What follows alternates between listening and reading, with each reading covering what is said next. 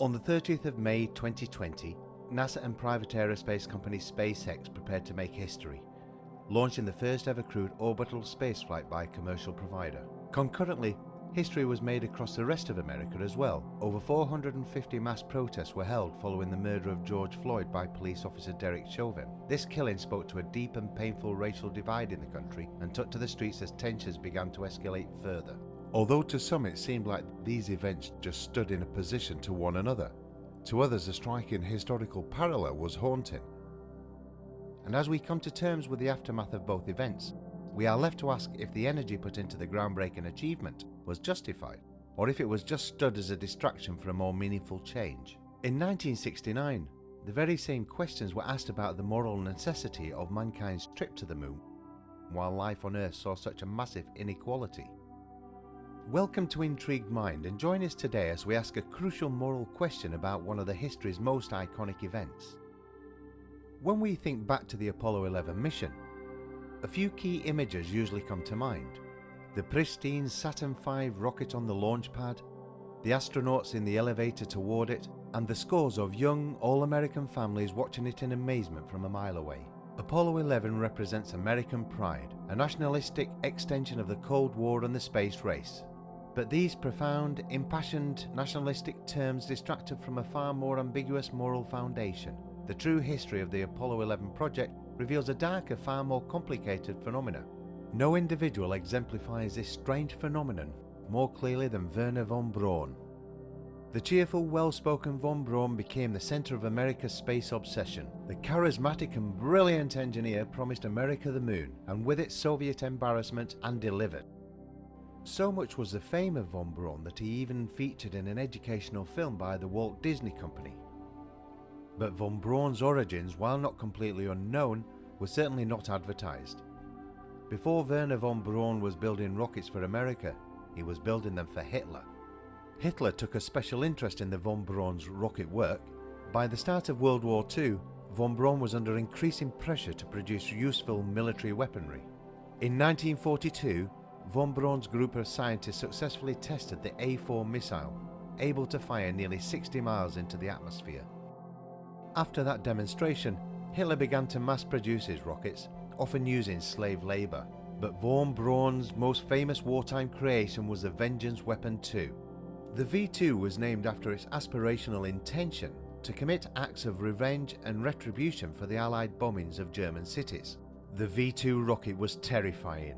Von Braun designed the weapon to travel so fast that often its civilian victims would not hear it until it struck. Von Braun did not shy away from the engineering mastery of his project, but made it clear, often with cold detachment, that he felt his genius was misused. Regarding the rocket, von Braun remarked that it worked perfectly except for landing on the wrong planet. Although today it's hard to look back at von Braun's legacy with total condemnation, a few important facts stand out. During the Second World War, Germany launched more than 3,000 missiles designed by von Braun to devastate Britain and other countries. His weapons were implicated in the deaths of more than 5,000 people, excluding the 20,000 concentration camp prisoners who had died assembling them. And when the opportunity came to face the music, von Braun travelled south to surrender to the Americans rather than facing the wrath of the Soviets. In return, von Braun was given the opportunity to continue making history. He was one of 120 German scientists recruited to a top-secret US project known as Operation Paperclip. In exchange for escaping Germany and a fair trial for Nazi war crimes, they would be taken back to America, given brand new lives and developed military technologies. Modern examinations of von Braun's life and career have indicated that information regarding his work for the Nazis was purposely suppressed by the US authorities. His membership of the SS, which was probably only partially coerced, was top secret classified information for years after. But even in the nationalistic frenzy of the space race, some tried to hold von Braun to account. Time magazine noted in 1958 that, to some, von Braun's transfer of loyalty from Nazi Germany to the US seemed to come too fast, too easy. Despite this, the von Braun episode only goes to illuminate the extreme lengths authorities were willing to give to achieve the moon in this decade dream, often without balanced consideration of moral factors. And as the Saturn-Five sat on the launch pad at the Kennedy Space Center, onlookers were left blissfully unaware of the horrific sacrifices that got it there. Or at least, some of them were.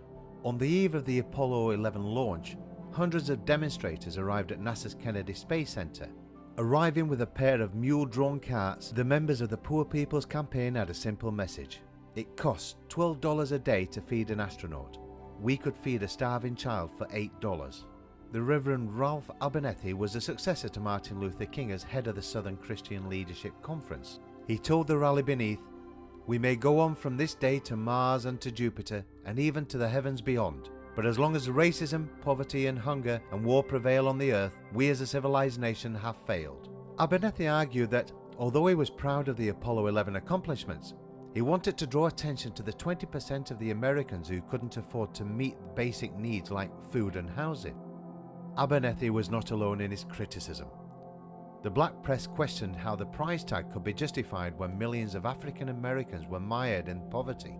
The Apollo program cost approximately $25.4 billion, the equivalent of $180 billion today. In 1969, according to the US consensus, the poverty rate for African Americans was 31.1% compared to 9.5% for white. Abernathy had a single request. He asked for a meeting with NASA Administrator Thomas Paine. The two agreed to meet on the 15th of July, the day before the launch. Paine explained that NASA was dedicated to using this technological advancement to help the poorest in society. Symbolically, Paine stated that he wished he could hitch their wagons to the rocket, visualizing the motivation of NASA to make their achievement an achievement for all. Paine then made a request of his own, that Abernathy pray for the safety of the three astronauts. Abernathy enthusiastically agreed. In some ways, NASA truly did follow through on this promise. Abernathy's protest had a vivid impact on NASA scientists, inspiring them to adapt their Apollo innovations to solve civilian problems. Among these advancements by the Urban Systems Project Office at the Johnson Space Center were water filtration systems and air pollution monitoring technologies. Even energy-efficient heating and cooling systems from the Apollo space capsule were adapted for use in the low-income housing projects. But these advancements pale in comparison to the astronomical sums afforded to the federal NASA budget. In the year 1969, NASA's funding as a percentage of the federal budget began to dramatically fall, in part, perhaps because it was becoming harder to justify as social plagues persisted. But Neil deGrasse Tyson, director of the New York Hayden Planetarium, concluded that all in all, the moon landing was beneficial for all people. I submit to you that though we went to the moon to explore the moon, upon getting there and looking back, in fact, we would discover Earth for the first time. But as the Saturn-Five rocket sat on the launch pad, the largely white crowds of onlookers didn't seem to mind the protest.